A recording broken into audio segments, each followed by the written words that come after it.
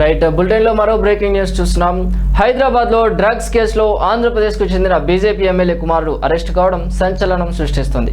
కడప జిల్లా జమ్మలమడుగు ఎమ్మెల్యే ఆదినారాయణ రెడ్డి కుమారుడు సుధీర్ రెడ్డిని తెలంగాణ పోలీసులు అదుపులోకి తీసుకున్నారు. డ్రగ్స్ తీసుకుంటుండగా అతడు పట్టుబడినట్లు తెలుస్తోంది.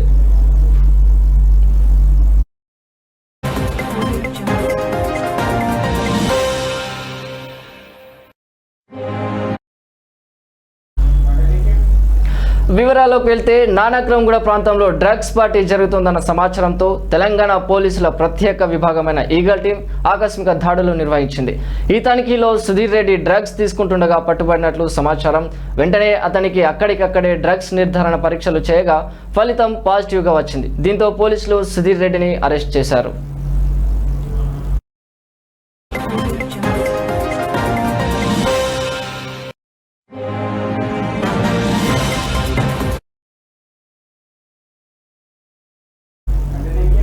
అరెస్ట్ అనంతరం అతన్ని నర్సింగ్ పోలీసులకు అప్పగించినట్లు తెలుస్తుంది.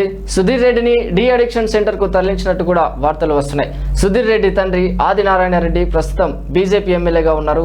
గతంలో ఆయన టీడీపీ ప్రభుత్వంలో మంత్రిగా కూడా బాధ్యతలు నిర్వర్తించారు.